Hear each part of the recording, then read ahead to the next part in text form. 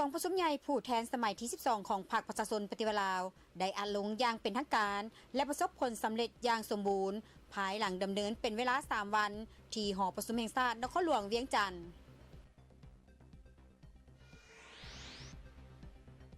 องค์การปกครองแขวงและบรรดาบริษัทสืบต่อมอบเงินอุปถัมภ์สุขยุกองประชุมใหญ่ผู้แทนทั่วประเทศครั้งที่ 12 ของพรรคพร้อมกับข่าวอื่นที่น่าสนใจทั้งหมดนี้ติดตามได้จากทีมข่าวโทรภาพแห่งชาติลาวมีรายงาน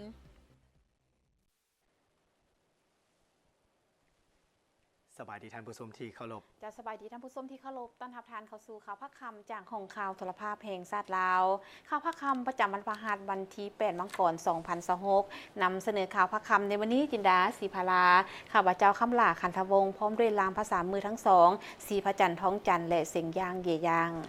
ท่านผู้ชมที่เคารพก่อนจะไปที่ตามรับชมรายละเอียดของข่าวมีข่าวมาประชาสัมพันธ์เชิญชวนบรรดาท่านติดตามรับชมการแสดงศิลปะพิเศษสองชาติลาวเวียดนามซึ่งจะได้มีขึ้นในมื้ออื่นวันที่9 มังกร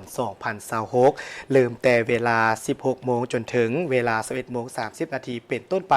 อยู่ที่สนามกีฬาแห่งชาติหลัก 16เพื่อเป็นการเฉลิมฉลองและชมเชยผลสำเร็จของประชุมใหญ่ผู้แทนทั่วประเทศครั้งที่ 12 ของพรรคประชาชนปฏิวัติลาวโดยการแสดงศิลปะที่ยิ่งใหญ่และเต็มไปด้วยเอกลักษณ์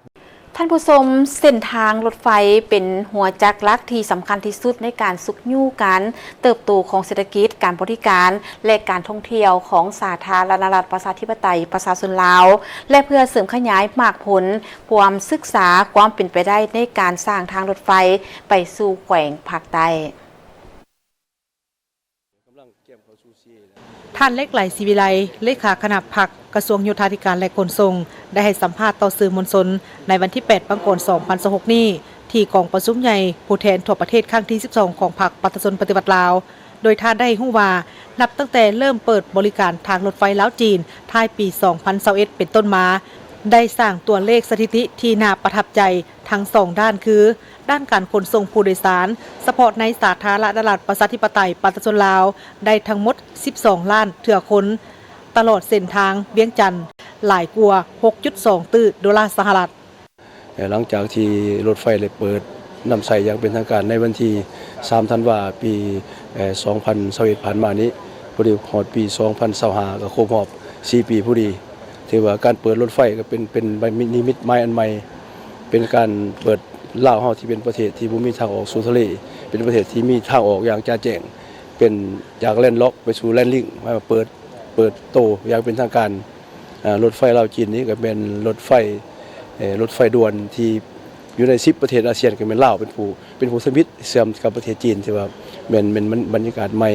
เป็นนิมิตหมายอันใหม่ที่สุดอันผลเด่นเป็นอย่างแม่นพวกเฮาได้กระตุ้นการท่องเที่ยวเพราะว่านักท่องเที่ยวหลั่งไหลเข้ามาที่ว่ากับมหาศาลคือนํกันก็ย้อนมีการนำพาของพรรคการสีนำอย่างใกล้ชิดของกรมการเมืองศูนย์กลางพรรครัฐบาลที่ในว่ากระบวนการแก้ไขความยุ่งยากโดยเฉพาะเรื่องงานรถไฟกับผลเด่นขึ้นเพื่อสืบต่อขยายมากผลดังกล่าวรัฐบาลได้วางแผนยุทธศาสตร์ที่ตั้งหน้าในระยะ 5 ปีต่อหน้า 2026 ถึง 2030 นักท่องเที่ยวสากลตั้งเป้าบรรลุ22 ล้านคนคาดคะเนรายรับประมาณ 8 ตื้อดอลลาร์นักท่องเที่ยวภายในสู่ศูนย์ไทยได้ 11 ล้านเถื่อคนคาดคะเนรายรับ5 ตื้อดอลลาร์ด้านการขยายโครงข่ายและเสื่อมต่อพื้นฐานโครงล่างจะสืบต่อยกระดับการเสื่อมต่อระหว่างทางรถไฟลาวไทยและลาวจีนให้มีความคล่องตัวและกลายเป็นศูนย์กลางโลจิสติกของภาคพื้นคาดว่าจะเริ่มลงมือก่อสร้างทางรถไฟลาวเวียดนามและยะแต่แขวงขมวนหาดทรายแดนเวียดนามในต้นปีนี้และเริ่มศึกษาความเป็นไปได้ในการสร้างทางรถไฟเวียงจันทน์ปากเซเพื่อเสื่อมต่อเข้าสู่ภาคใต้ตลอดหลายปีมานี้สามารถยืนยันได้ว่าเวียกงานทางรถไฟบ่แม่นเป็นเพียงแต่การขนส่งเท่านั้นแต่ยังแม่นหัวจักรหลักแหล่งที่สำคัญที่สุดในการสุขยู่การเติบโตของเศรษฐกิจการบริการและการท่องเที่ยวของสาธารณรัฐประชาธิปไตยประชาชนลาวให้ก้าวสู่ความทันสมัยและเข้มแข็งในเวทีสากลในช่วงดินลาว ท่านผู้ชมที่เคารพโดยภายใต้การชี้นำพาของพรรคประชาชนปฏิวัติลาวซึ่งได้เฮ็ดให้แขนงสาธารณสุขได้รับการพัฒนาทางด้านคุณภาพและปริมาณให้มีความทันสมัยและหันกุ้มตนเองเทื่อละก้าว ในโอกาสเข้าร่วมกองประชุมใหญ่ผู้แทนทั่วประเทศครั้งที่12ของพรรคประชาชนปฏิวัติลาวสหายไพวันแก้วประเสริฐรองเลขาคณะบริหารงานพรรคกระทรวงสาธารณสุขได้ต่างหน้าให้องค์คณะพรรคกระทรวงสาธารณสุขรู้สึกเป็นเกียรติและมีความภาคภูมิใจเป็นอย่างยิ่งที่ได้ต่างหน้าให้แก่สมาชิกพรรคทั้งหมดเข้าร่วมกองประชุมที่สำคัญในครั้งนี้พร้อมทางได้กล่าวเน้นถึงความเป็นเอกภาพสูงต่อกับบทรายงานการเมืองตีราคาการจัดตั้งปฏิบัติมติ 11 ของพรรคในการพัฒนาเศรษฐกิจสังคมของชาติก็คือการพัฒนาแขนงสาธารณสุขการบริการให้มีคุณภาพทันสมัยกุ้มตนเองทางด้านการเงินเทื่อละก้าวและมีความยืนยงโดยถือเอาการอนามัยการพยาธิและส่งเสริมสุขภาพรับประกันให้ตานางสาธารณสุขมีความเข้มแข็งสามารถตอบสนองความมีข้องต้องการการบริการที่มีคุณภาพของสังคมระยะที่ผ่านมานี้ถือว่าทางกระแดงการสาธารณสุขของพวกเราก็ได้นำเอาบรรดามติต่างๆครั้งที่11ของพรรคนี้ไปพันขยายเข้าอยู่ในเวียกงานตัวจริงโดยเฉพาะเป็นต่อกับคะแนนสุขภาพของพวกเราซึ่งว่าอยู่ในนั้นอันสำคัญก็เป็นยกสูงคุณภาพการบริการสร้างความเข้มแข็งโดยเฉพาะเป็นเวียกงานอยู่ในบรรดาหงงอก็คือตานางสาธารณสุขนี้เพื่อให้ได้ให้ประชาชนบรรดาเผ่าของพวกเรานี้ได้เข้าถึงการบริการทั่วถึงมีคุณภาพและก็เป็นธรรมภายหลังที่สำเร็จกองประชุมใหญ่ผู้แทนทั่วประเทศครั้งที่12ของพรรคครั้งนี้จะนำเอาเนื้อในจิตใจที่ได้รับพ้องเป็นเอกภาพกันในกองประชุมไปจัดตั้งผันขยายอยู่ในขอบเขตความรับผิดชอบที่ติดพันกับการจัดตั้งปฏิบัติเวียกงานของแขนงการสาธารณสุขเพื่อเพิ่มทวีความอาจสามารถในการนำพาและความเป็นแบบอย่างน้ำหน้าขององค์คณะพรรคปรับปรุงการคุ้มครองบริหารการบริการสาธารณสุขให้มีคุณภาพทันสมัยและกุ้มตนเองเทื่อละก้าวและในโอกาสที่เข้าร่วมกองประชุมใหญ่ผู้แทนทั่วประเทศครั้งที่12ของพรรคประชาชนปฏิบัติลาวเลขาคณะพรรคฐานพร้อมในการห้องหมอมิตรภาพก็ได้แสดงความรู้สึกและมีความภาคภูมิใจ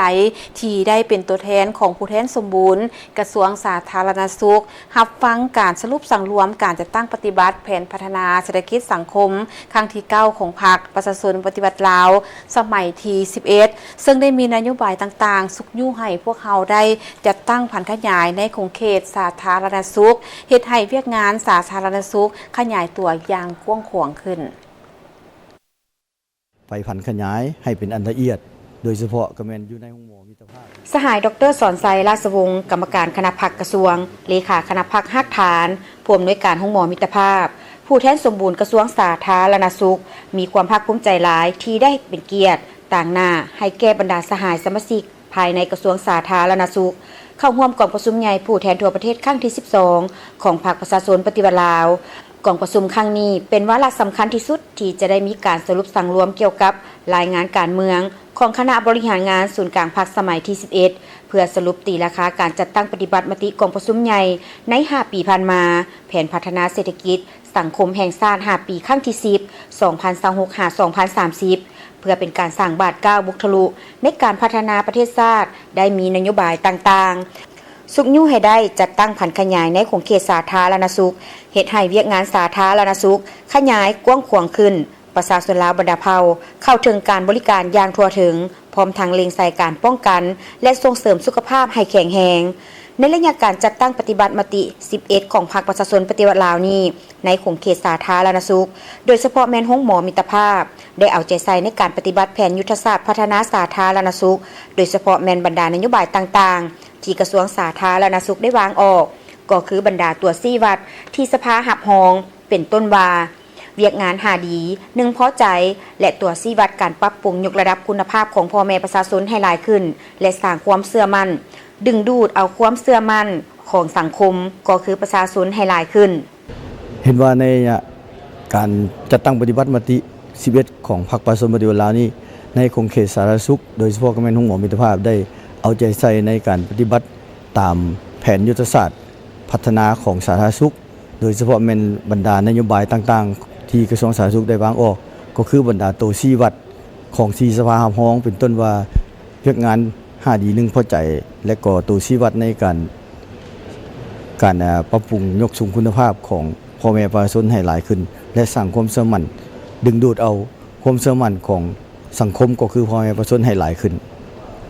ภายหลังสำเร็จกองประชุมใหญ่ครั้งที่ 12 ของพรรคประชาชนปฏิวัติลาวคณะพรรคหงหมอมิตรภาพจะจัดตั้งปฏิบัติผันขยายนำเอามติกองประชุมใหญ่ครั้งที่ 12 ให้เป็นอันละเอียดโดยเฉพาะกอแมนอยู่ในหงหมอมิตรภาพให้ทั่วถึงถูกกลุ่มเป้าหมายและมีการพัฒนาให้หลายขึ้น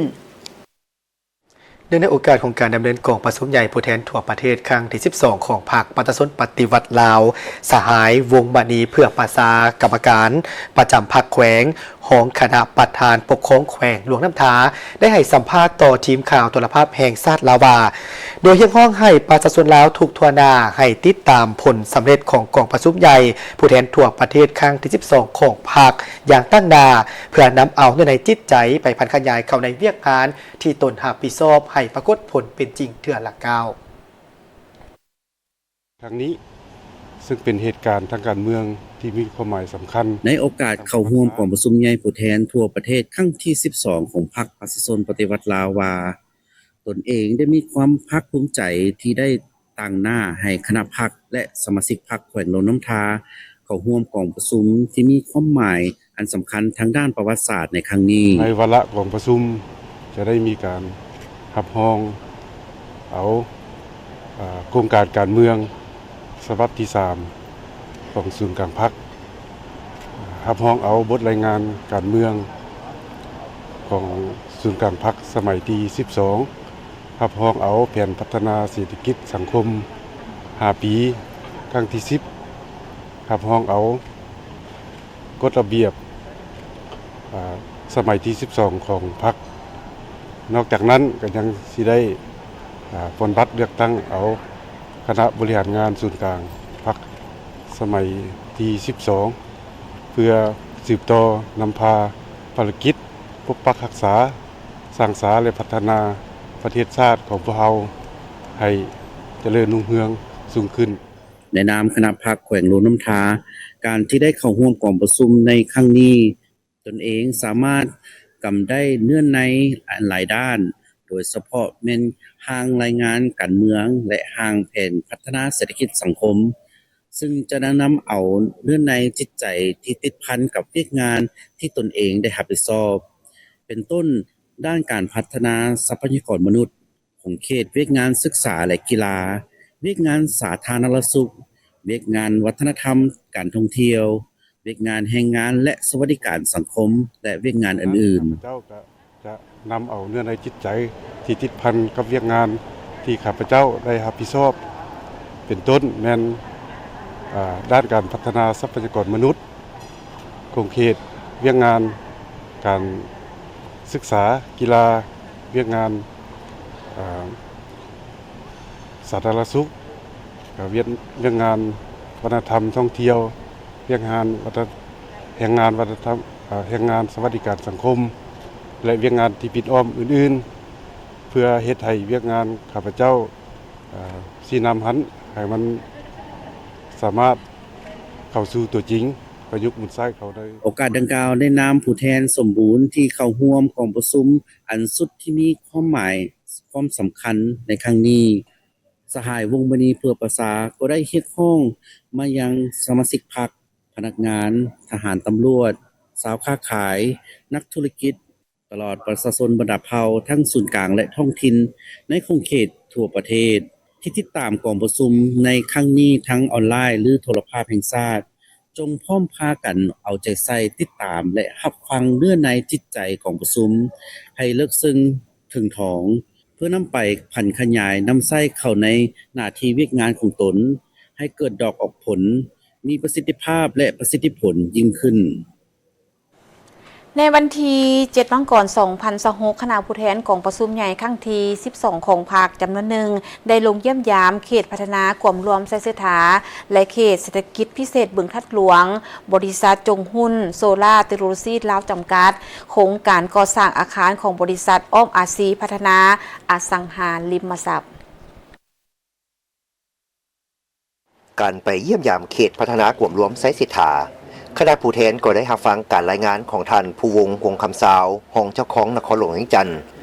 ซึ่งเขตพัฒนากลุ่มรวมไซเสถาได้รับการสร้างตั้งขึ้นตามแนวทางนโยบายของพรรคและรัฐบาลเพื่อเป็นแก่นสำคัญในการดึงดูดการลงทุน สร้างเวียกเหตุงานทำยกสูงขีดความสามารถในการผลิตอุตสาหกรรมเพื่อปรับปรุงโครงสร้างเศรษฐกิจให้ทันสมัยและยืนยงภายใต้การนำพาอันสลัดซองใสของพรรคการซี่นำพาของรัฐบาลและการอำนวยความสะดวกจากแขนงการต่างๆเขตพัฒนากลุ่มรวมไซเสถาแห่งนี้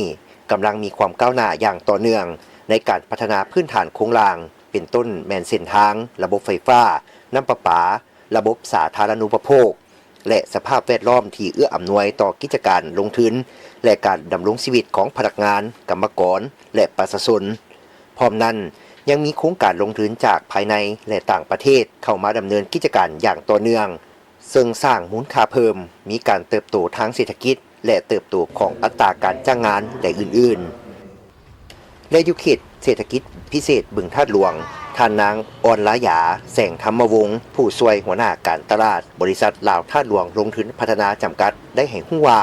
เขตเศรษฐกิจพิเศษบึงธาตุหลวงมีเนื้อที่ทั้งหมด365เฮกตาร์มีเนื้อที่สิ่งปลูกสร้าง8ล้านตารางเมตรและมีมูลค่าการลงทุนทั้งหมด5ตื้อดอลลาร์สหรัฐกลุ่มบริษัทฟั่นเฟิงเซี่ยงไฮ้ได้เซ็นสัญญาร่วมมือกับรัฐบาลลาวในท้ายปี 2011 และโครงการก่อสร้างได้เริ่มต้นอย่างเป็นทางการในเดือนธันวาคมปี 2012 บริเวณนี้เป็นระยะทำอิฐของการพัฒนาซึ่งประกอบมีโรงแรมและอพาร์ตเมนต์ประกอบมี11อาคารในนั้นมี2อาคารอยู่ชั้น1ถึง3จะเป็นโรงเรียนนานาชาติและอาคาร3และ4ที่เปิดเป็นโรงแรมโปลีและอาคาร6และ7แม่นเปิดเป็นโรงแรมยูอินส่วนที่เหลือแม่นเป็นอพาร์ตเมนต์นอกจากนี้ด้านหน้าของโรงแรมโปลีแม่นศูนย์การค้าคิวมอร์ประกอบมีห้านอาหารห้านกินดื่มเครื่องหัตถกรรมและซูเปอร์มาร์เก็ตซึ่งได้เปิดขายและให้บริการแล้วโครงการต่อมาแม่นตลาดบึงธาตุหลวงสวนสนุกที่ได้เปิดให้ประชาชนในเขตอ้อมหอบเข้ามาใช้บริการได้สะดวกสบายปัจจุบันเขตเศรษฐกิจพิเศษบึงธาตุหลวงมี3โครงการใหญ่ที่เล็งใส่ในการพัฒนาก็คือโครงการสร้างสนามกอล์ฟ18ขุมโครงการก่อสร้างห้องการปกครองนครหลวงและการสร้างพระพุทธรูปขนาดใหญ่ใจกลางบึงสูงประมาณ129เมตรหลังจากโครงการนี้สร้างสำเร็จจะเป็นแลนด์มาร์คแห่งใหม่ให้กับประเทศลาวโดยเฉพาะแม่นนครหลวงเวียงจันทน์และสถานที่แห่งนี้จะกลายเป็นสถานที่ท่องเที่ยวที่ดึงดูดนักท่องเที่ยวหลายล้านคนในแต่ละปีนอกจากนี้ยังมีโครงการที่กำลังอยู่ในขั้นตอนการดำเนินงานและซอกหานักลงทุนประกอบมีอพาร์ตเมนต์สำหรับนักการทูตโครงการตึกแฟดศูนย์การค้าสากลบึงธาตุหลวงถนนคนยางตลาดกลางคืนและอื่นๆสาธารณรัฐประชาธิปไตยประชาชนลาวเพิ่มทวีด้วยการเชื่อมต่อดิจิตอลโดยผ่านการร่วมมือธุรกิจและการนำไส้สายส่งไฟเบอร์ออปติกระหว่างรัฐวิสาหกิจไฟฟ้าลาวและบริษัทเบสเทเลคอมพิธีเซ็นสัญญาการร่วมมือธุรกิจนำไส้สายส่งไฟเบอร์ออปติกระหว่างรัฐวิสาหกิจไฟฟ้าลาวและบริษัทเบสเทเลคอมได้จัดขึ้นในวันที่5 มังกร 2026 ที่นครหลวงวิจันทร์โดยการลงนามระหว่างทานอาคมเดชวงศ์ไซผู้อำนวยการใหญ่รัฐวิสาหกิจไฟฟ้าลาวและทานฤทธิกรภูมิมาศักดิ์ผู้อำนวยการใหญ่บริษัทเบสเทเลคอมจำกัดให้เกียรติเข้าร่วมโดยทานเฉลิมไซกรมสิทธิ์รองนายกรัฐมนตรีโดยมีบรรดาภาคส่วนที่เกี่ยวข้องเข้าร่วมสำหรับการลงนามร่วมธุรกิจระหว่างรัฐวิสาหกิจไฟฟ้าลาวและบริษัทเบสเทเลคอมในครั้งนี้แม้นเป็นการเสริมขยายและปรับปรุงสายส่งไฟเบอร์ออปติกเป็นไปตามระบบสายส่งไฟฟ้าแห่งชาติซึ่งเป็นของริเริ่มบาทเก้าที่สำคัญในการหันสาธารณรัฐประชาธิปไตยประชาชนลาวจากประเทศที่มีข้อจำกัดในการเชื่อมโยงข้อมูลหรือดิจิตอลแลนด์ล็อกไปสู่การเป็นศูนย์กลางเชื่อมต่อดิจิตอลของภาคพื้นโดยผ่านการร่วมมือและการลงทุนของเบสเทเลคอมในโครงหลังพื้นฐานสายส่งไฟเบอร์ออปติกจะเป็นการช่วยหันเปลี่ยนตารางไฟฟ้าของรัฐวิสาหกิจไฟฟ้าลาวให้กลายเป็นระบบข้อมูลข่าวสารที่มีความสามารถสูงและทันสมัยโดยมีบริษัทลาวคอนเน็กจำกัดเป็นตัวแทนของบริษัทเบสเทเลคอมในการคุ้มครองในการดำเนินงานทางธุรกิจทั้งหมดและเฮ็ดหน้าที่ในการเป็นตัวแทนให้แก่การบริการสายส่งไฟเบอร์ออปติกของรัฐวิสาหกิจไฟฟ้าลาวพ ร้อมทั้งเป็นการประสานงานอย่างใกล้ชิดกับบรรดาผู้ให้บริการภายในประเทศ เพื่อเป็นการขุดค้นทางแหงของทรัพย์สินทางแห่งชาติให้มีเกิดประโยชน์สูงสุด และเป็นการสร้างไร้หับให้แก่รัฐวิสาหกิจไฟฟ้าลาว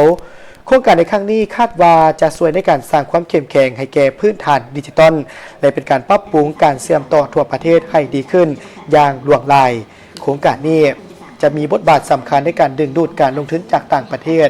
สนับสนุนในการบริการดิจิทัลและเป็นการเปิดโอกาสทางด้านเศรษฐกิจใหม่ๆให้แก่รัฐวิสาหกิจไฟฟ้าลาวและเศรษฐกิจแห่งชาติสอดคล้องกับวิสัยทัศน์ระยะยาวของรัฐบาลในการหันเป็นดิจิทัลในการสร้างความหลากหลายของเศรษฐกิจและการพัฒนาแบบมีส่วนร่วม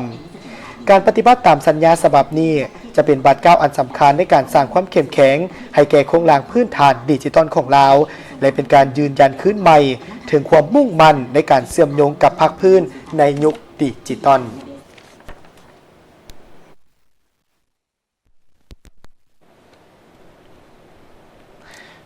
จากท่านผู้ชมจากนี้ไปพักก่อนเป็นหนึ่งหลังจากครุงซาดกลับมาที่ตามรับชมการนำเสนอข่าวอยู่ในระยะต่อไป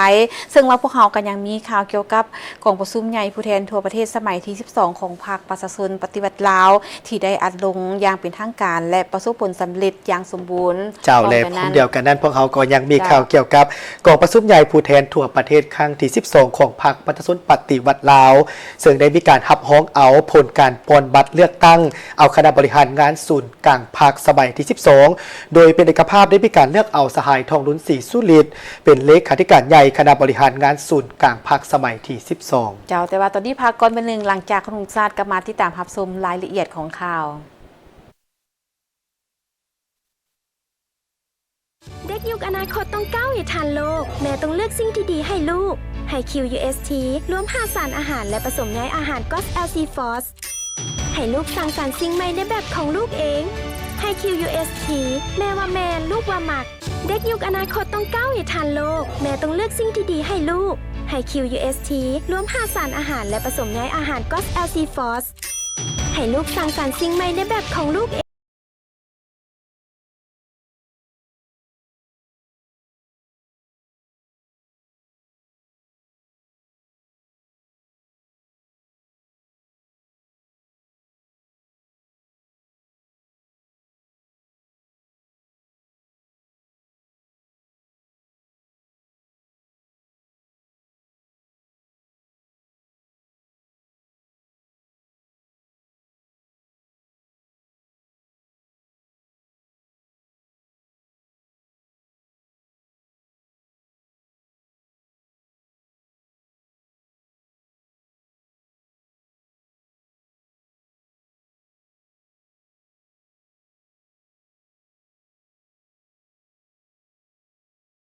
ทุ่งซาดลาว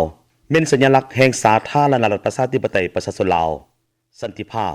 เอกราชประชาธิปไตยเอกภาพวัฒนถาวร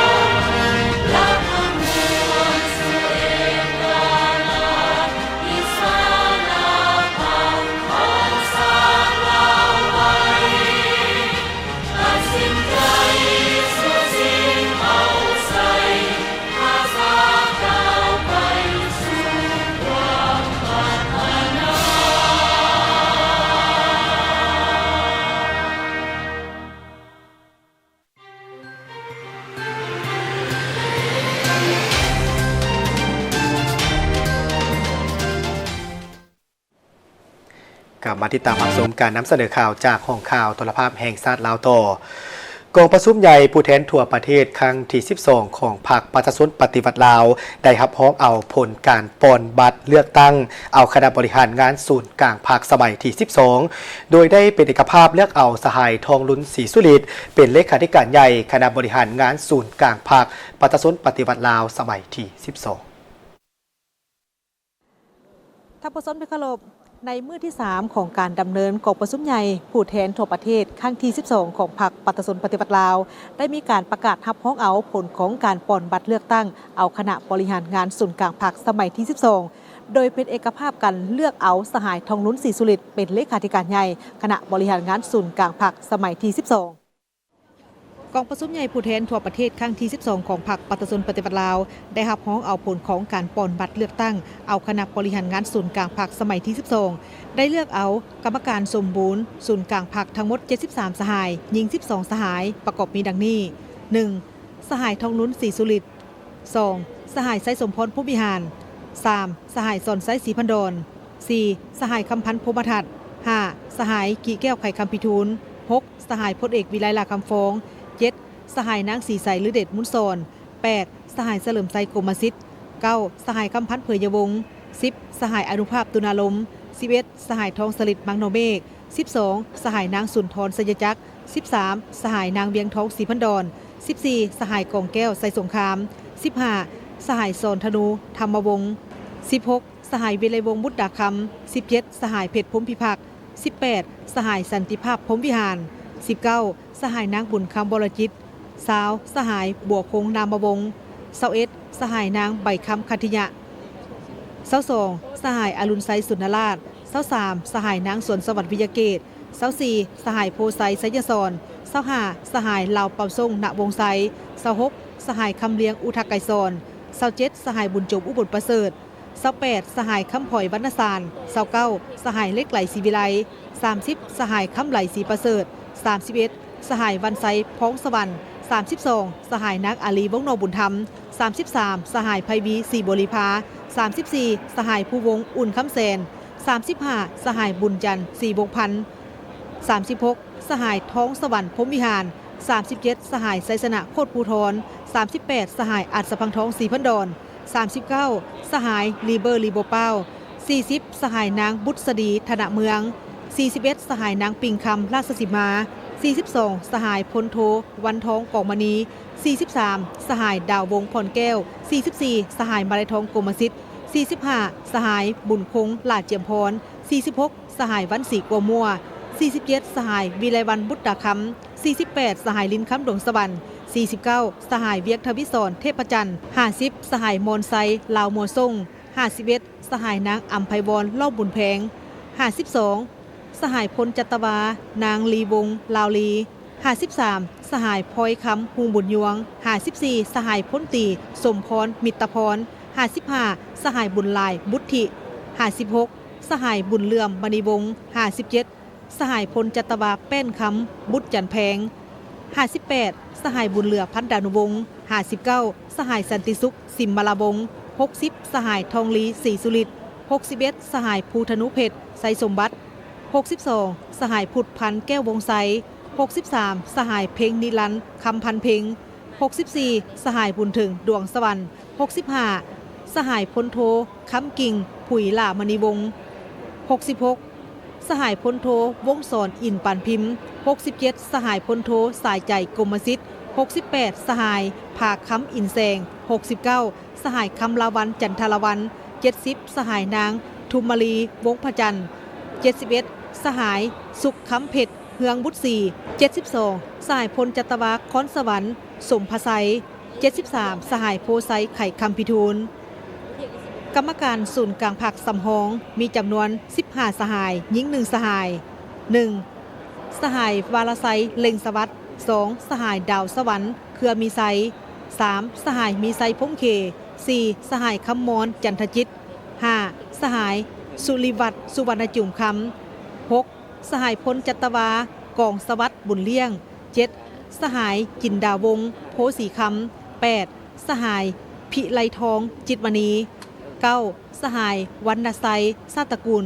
10. สหายพลจัตวาสอนไซจัญญาราช 11 สหายธนงไซพุทธไพฑูรย์ 12 สหายนางมีนาศรีวิไล 13 สหายบุญทวีสอสุกัน 14 สหายพลจัตวาสุริไซพิจิตร 15 สหายอาคมเดชวงไซกองประชุมได้เป็นเอกภาพเลือกตั้งเอากรมการเมืองศูนย์กลางพรรคประกอบมี 13 สหายหญิง 1 สหายมีดังนี้ 1. สหายทองลุ้นศรีสุริต 2. สหายไซสมพรพรหมวิหาร 3. สหายสอนไซศรีพันดร 4. สหายคำพันธ์พรหมทัศน์ 5. สหายกีแก้วไข่คำพิทูล 6. สหายพลเอกวิไลหลาคำฟอง 7. สหายนางสีใสลือเด็ดมุนซอน 8. สหายเฉลิมไซกรมสิทธิ์ 9. สหายคำพันธ์เผยยวงศ์ 10. สหายทองสลิดบางนอเมฆ 11. สหายเพชรพรหมพิพักษ์ 12. สหายพลโทคำเลี้ยงอุทาไกรสอน 13. สหายวันไซพ้องสวรรค์คณะเลขาธิการศูนย์กลางพรรคประกอบมี 11 สหายหญิง 4 สหายมีดังนี้ 1. สหายทองลุ้นศรีสุริต 2. สหายพลเอกวิไลหลาคำฟอง 3. สหายนางสีใสลือเด็ดมุนซอน 4. สหายเพชรพรหมพิพักษ์ 5. สหายวันไซพ้องสวรรค์ 6. สหายอนุภาพตุนาลม 7. สหายนางสุนทรสยจักร 8. สหายนางเวียงทองศรีพันดร 9. สหายนางบุญคำบรจิต 10. สหายพลโทวันทองกองมณี 11. สหายพลโทวงศรอินปานพิมพ์กองประชุมข้างปฐุมฤกษ์ของคณะบริหารงานศูนย์กลางพรรคครั้งที่ 12 ได้เป็นเอกสารอย่างสมบูรณ์เลือกตั้งเอาสหายทองลุ้นศรีสุริตเป็นเลขาธิการใหญ่คณะบริหารงานศูนย์กลางพรรคสมัยที่ 12 สหายพลเอกวิไลหลาคำฟองเป็นผู้ประจำการคณะเลขาธิการศูนย์กลางพรรคเลือกเอาสหายบันไซพ้องสวรรค์เป็นประธานคณะกวดกาศูนย์กลางพรรคเลือกเอารองประธานคณะกวดกาศูนย์กลางพรรค6 สหายประกอบมีดังนี้ 1. สหายคำไหลศรีประเสริฐ 2. สหายนางปิงคำราชสีมา 3. สหายสุขคำเพชรเฮืองบุตรศรี 4. สหายคำสุขอ่อยยวงศ์ 5. สหายส้มซืนใส่เกยยาจงตัว 6. สหายกงใจวีรศักดิ์กองประชุมใหญ่ผู้แทนทั่วประเทศสมัยที่ 12 ของพรรคประชาชนปฏิวัติลาวได้อัดลงอย่างเป็นทางการและประสบผลสำเร็จอย่างสมบูรณ์ภายหลังที่ได้ดำเนินมาเป็นเวลา 3 วันที่หอประชุมแห่งชาตินครหลวงเวียงจันทน์ติดตามได้จากพันงาสุธิพงศ์ทีมข่าวโทรภาพแห่งชาติลาวรายงาน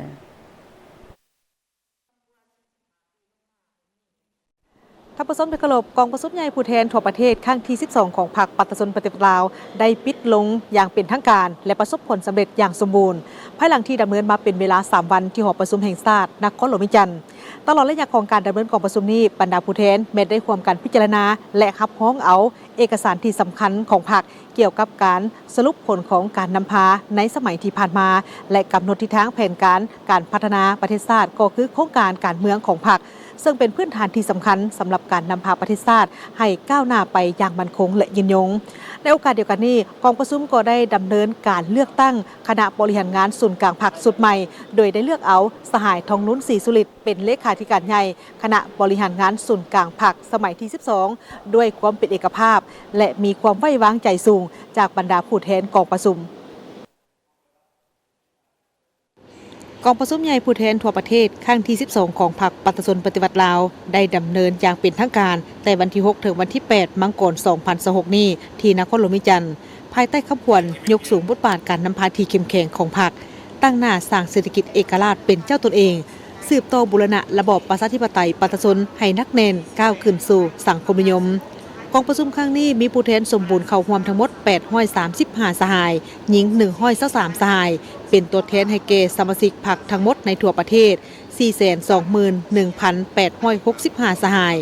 พร้อมทั้งแขกถูกเชิญเข้าร่วม391 สหาย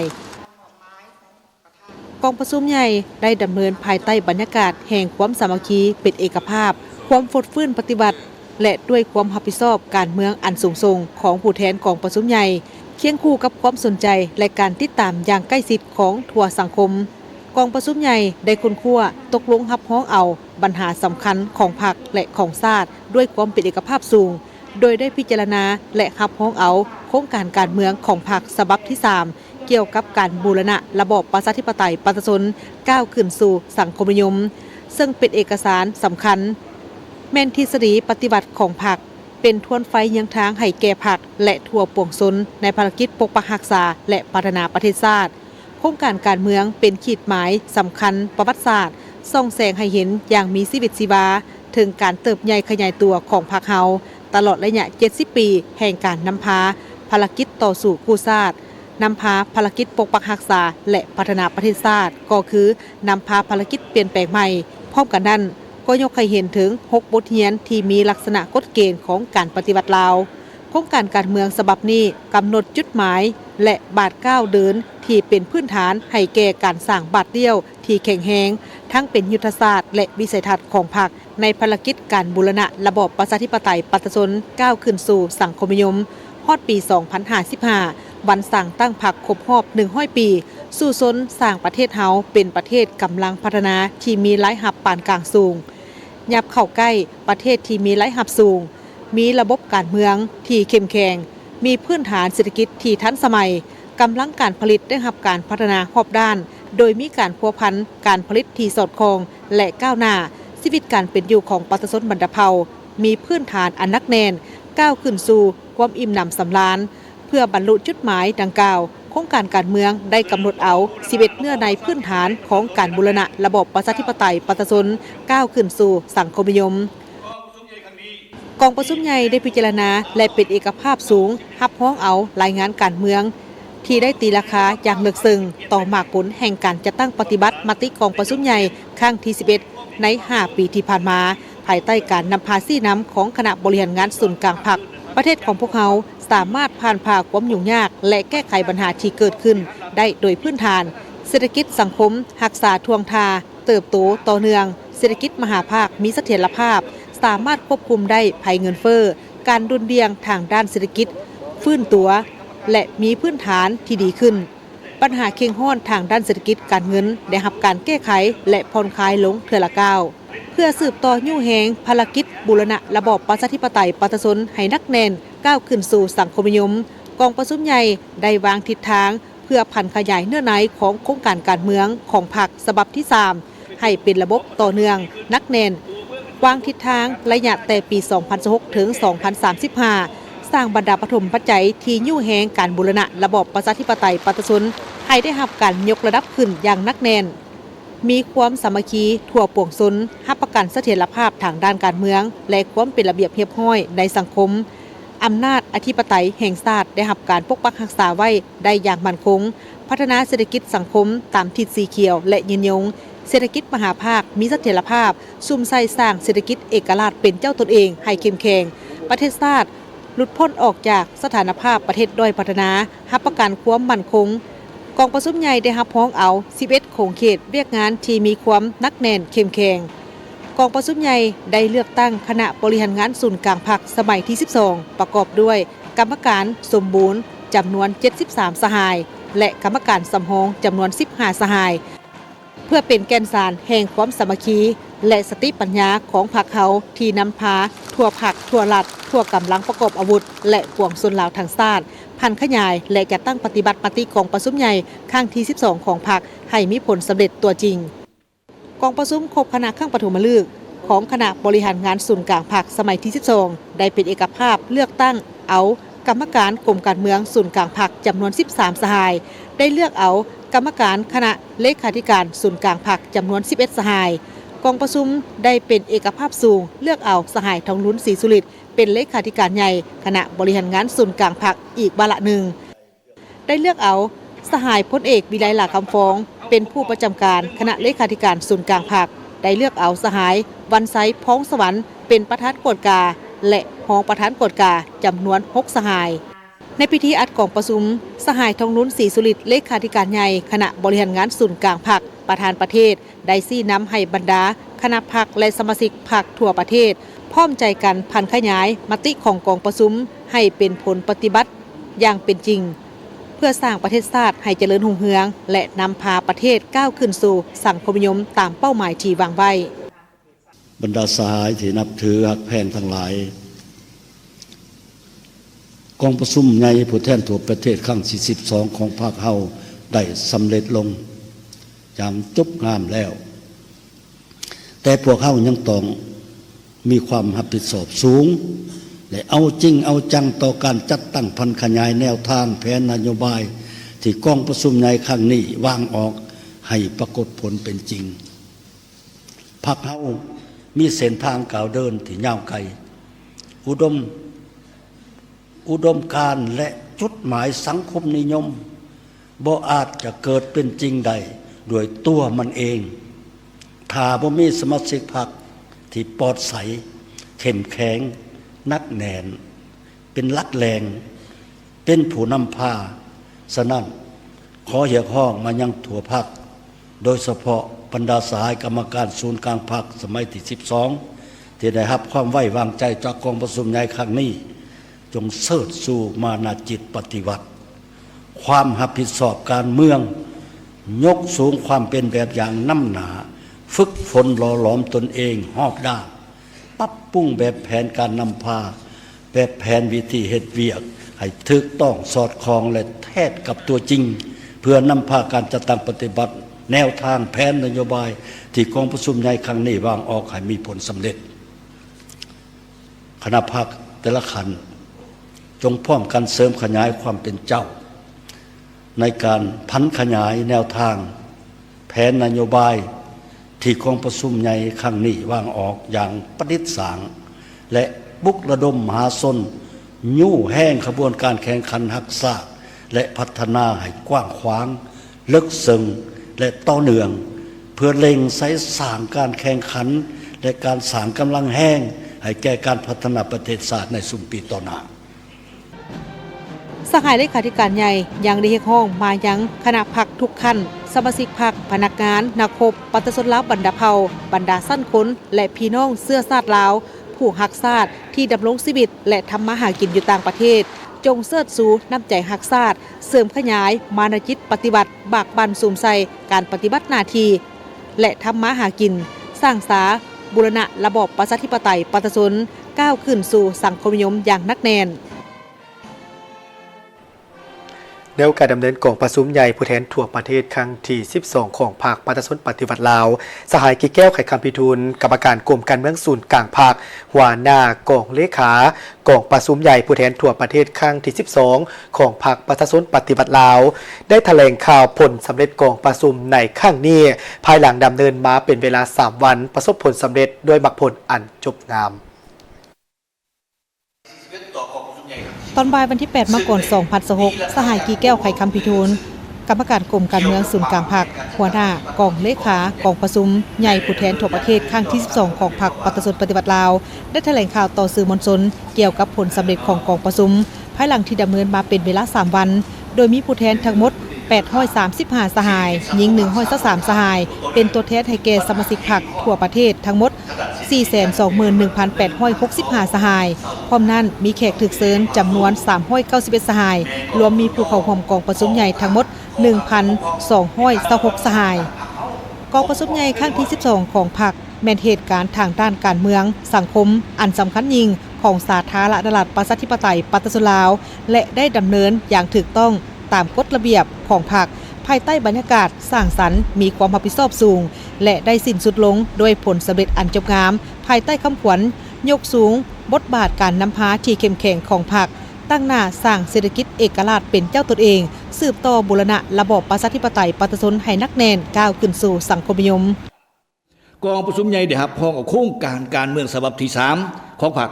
ที่เสนอโดยสายทองรุ่นศรีสุริตเลขาธิการใหญ่คณะบริหารงานศูนย์กลางพรรคซึ่งเป็นเอกสารสำคัญที่กำหนดทิศทางพื้นฐานให้แก่การวางยุทธศาสตร์วิสัยทัศน์ของพรรคโครงการการเมืองฉบับนี้ได้ตีราคาการจัดตั้งปฏิบัติโครงการการเมืองฉบับที่2ก็คือการนำพาเฮ็ดสำเร็จภารกิจปลดปล่อยศาสตร์และสร้างพื้นฐานของระบอบประชาธิปไตยประชาชนก้าวขึ้นสู่สังคมนิยมซึ่งได้แบ่งออกเป็น3ระยะพรรคนำพาภารกิจปลดปล่อยศาสตร์พรรคนำพาภารกิจปกปักรักษาและสร้างสามประเทศศาสตร์และพรรคนำพาภารกิจเปลี่ยนแปลงใหม่พร้อมกันนั้นได้ยกเห็นบทเรียนที่มีลักษณะเป็นกฎเกณฑ์ของการปฏิวัติลาว6ประการพร้อมนั้น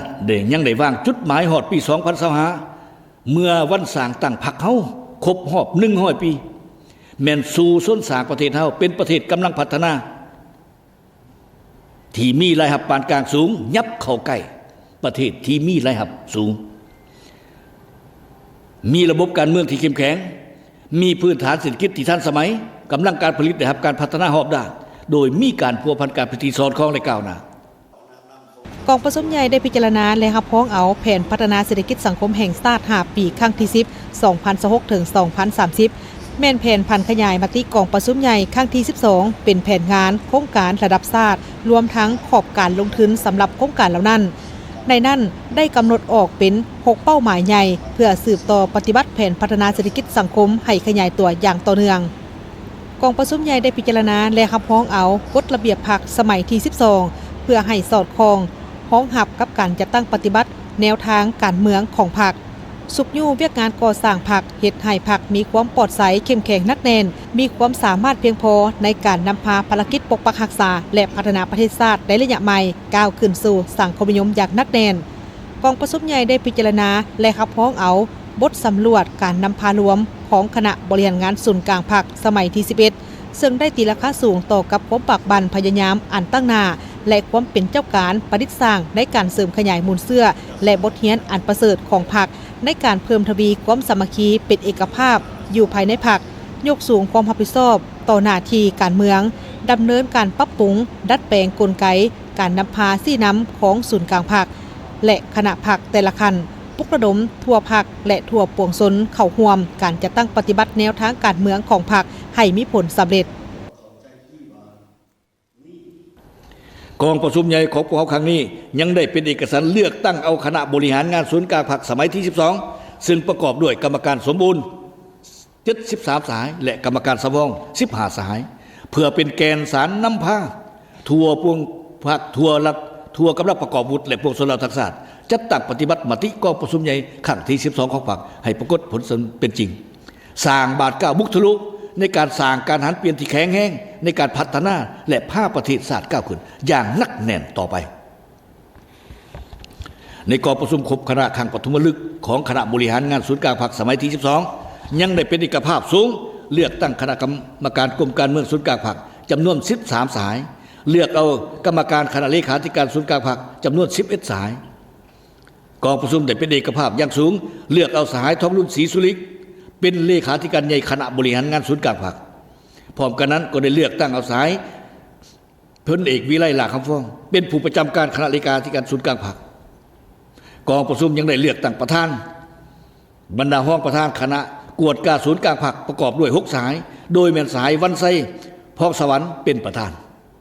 ในกองประชุมครบคณะข้างปฐมฤกษ์ของคณะบริหารงานศูนย์กลางพรรคสมัยที่12ได้เป็นเอกภาพเลือกตั้งกรรมการกรมการเมืองศูนย์กลางพรรคจำนวน13สหายเลือกเอากรรมการคณะเลขาธิการศูนย์กลางพรรคจำนวน11สหาย